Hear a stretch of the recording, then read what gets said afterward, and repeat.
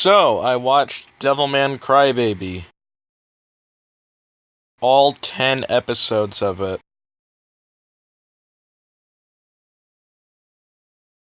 Akira's got a big dick. Hey everyone, my name is Numbskill, and this is a new format that I'm doing. Today we're not going to be talking about how I look. Today we're going to be talking about how this new anime looks, called Devilman Crybaby.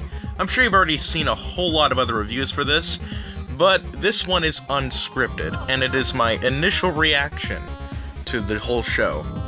So, basically there will be spoilers. Everyone dies at the end. That's not even a fucking joke. Everyone dies. Everyone. All the humans, and all the demons, and all of the Devilmen. They all die. At the end.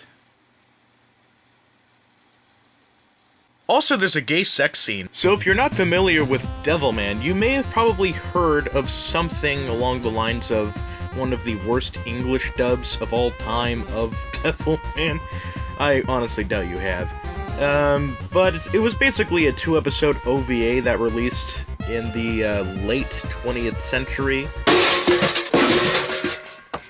Oh dearie me, I've just kicked the bucket.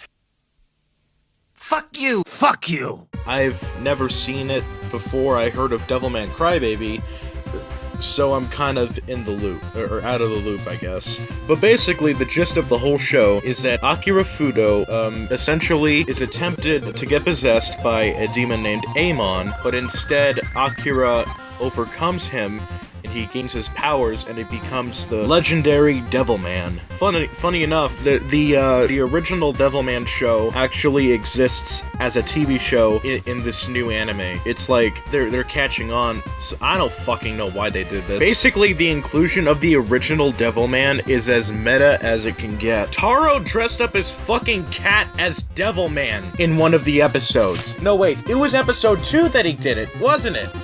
And god damn it, I still can't get that goddamn theme song out of my head.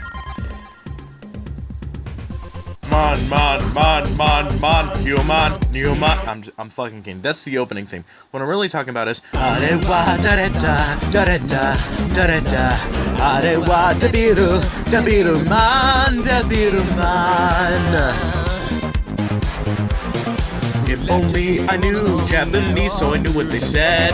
Thankfully there is someone who did this in English, but I just don't give a shit because I'm reviewing Devilman. No one wants to hear the theme song, so I'll just fucking shut up now. Basically, before I start, if you're under the age of an adult, don't fucking watch this. It's got gore, it's got sex, it's got blowjobs, it's got gay sex, it's got nudes, it's got boobs, but no vaginas for some reason. Why the fuck didn't they put any vaginas in the fucking animation? One of the fucking scenes is Devilman banging the fucking demon he's fighting.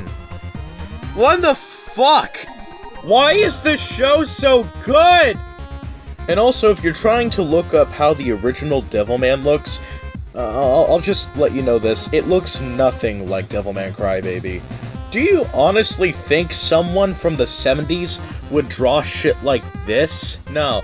They draw shit more akin to Yu Yu Haku fuck. But basically, the original Devilman manga was responsible for some of the more popular anime of today, including Neon Genesis Evangelion. Speaking of which, when is 3.0 plus 1.0 coming out? Or should I call it by its American name, 4.44? I want to know how it all ends! Just fucking finish it already, goddamn! Fuck! Sorry, I got off track there for a second. Anyways, I can't really explain the whole story without going on for several minutes, so I'll just sum it up in maybe 3 sentences. I'm gonna do my best, so here I go.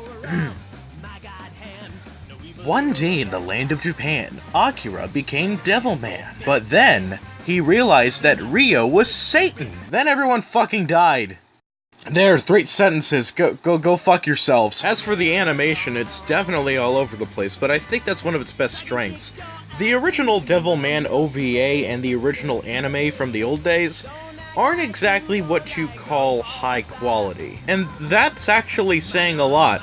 because some of the original anime from the 70s, 80s, and 90s actually still hold up to this day. Like, with such examples as Dragon Ball Z, Fist of the North Star, Yu Yu Hakusho. I could go on, but I shouldn't. But I think one of Devilman Crybaby's biggest strengths is that it's not trying to look exactly like the original version. In fact, the setting isn't even the same. It actually takes place in modern day instead of the 70s, when the original one was written. And it's also the first true adaptation that actually goes all the way to the end of the story. There is no season 2. At least I don't think there will be. I mean, did you see how it ended? They're not coming back from that. Everyone's fucking dead. There is no one left for a season fucking 2. If there ends up being a season 2, I'm gonna be like, why the fuck is there a season 2? This is one of those short anime shows that feel complete in a way. Like, it has a definitive beginning and it has a definitive end. And I think it's meant to be that way. Because there have been quite a few Devilman adaptations. In fact, one of them was a crossover between Cyborg 009. I haven't even seen that crossover yet. I'm not that big of an anime fanatic, but I'm definitely going to check that out now. It's on Netflix, you can watch it. But it has the original Devilman that everyone knows, not the new one, the original one. Also, there's a lot of freestyle rapping in Japanese throughout some of the episodes by this one group of people. And also, Rio is just like an over-the-top fucking cunt. And that that haircut of his is just so funny. And Akira going from being an innocent guy to a innocent guy with the body of a fucking superhuman was pretty sudden, I must say. I'm pretty sure it was a little bit different in the older days, but the way that they did it here definitely, I don't know. Some of it didn't make sense. I feel like they should have shown like him overcoming the demon instead of just fucking running away from it. Speaking of which, they show footage like in like on the billboards in the show that look exactly like the stuff we saw earlier in the show. Why couldn't they just animate new scenes that were basically the same scenes but from different angles, like from Rio's angle? He was not that close to Akira when he was holding that fucking camcorder. No fucking way. Also, I have to bring this up. There is nudity, there is sex, there is obscene nudity in the demons, and they have a bunch of like random pictures going about, like nudes of girls, nudes of guys, pictures of, guys having, intercourse, girls having intercourse, footage of them just like, having a fun old time while they're getting fucking slaughtered. This one dude was still fucking girl and then she fucking cut him in half. That takes guts, which he has none of left. That joke was so fucking stale, I swear to God. There are also a lot of things that a normal person would never get away with that Akira did. Like, watching porn in stereo on school grounds. Fucking awesome. And I think one of the characters named Kudo was actually gay in the show. He had like a boyfriend that was killed during a party, a Sabbath party or something, and he still like had footage of him, and he still had his necklace, I think, that he was given. And I kind of felt for the guy. I really did feel for him. But not just him, but like some of the other people that have also like lost their loved ones. But he kind of stood out to me a little bit.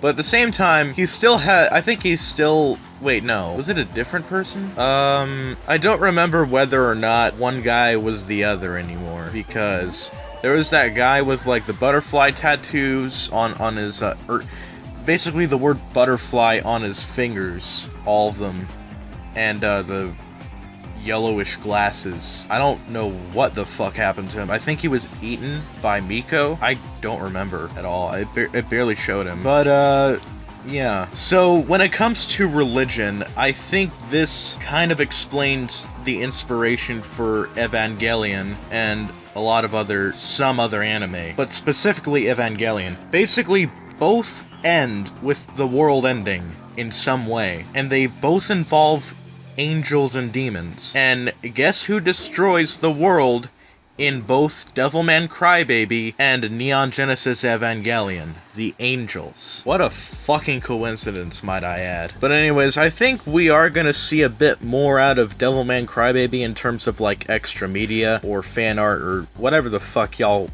people come up with these days. Or maybe even another crossover with someone. I mean, he was in another show, I think. One other show. I don't remember the name of it, but it had a girl in it. That's all I know. But anyways, I'm gonna go check out that Cyborg 009 versus Devilman crossover. I think that's good. And also, Cyborg 009 on Netflix is 3D animated, but I don't think the crossover is. And I've seen how it looks, like the 3D one. Fucking beautiful. When it comes to 3D anime, can you just fucking give it a chance?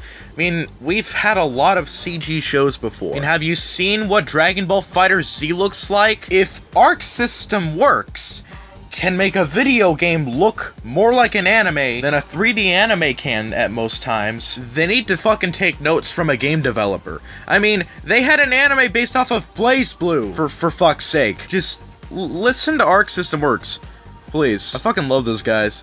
In fact, I think I'll just do a review of BlazBlue Cross Tag Battle when it comes out, and maybe Fighter Z, and maybe Guilty Gear. I don't fucking know. The sky's the limit. But at the same time, I have a lot of other things that I do have to do. I mean, I'm turning 20 this year, believe it or not. I have to get another job. I have to get my full driver's license. I have to finish writing the Tales of Jack, and also a book that I'm trying to work on that I'm not announcing the details of yet. And also, maybe find a boyfriend.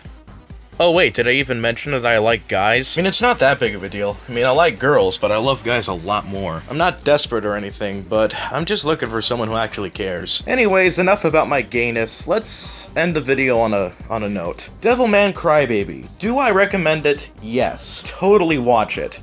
It's got great animation, an amazing story. No, not really amazing. It's more like something you've already seen before.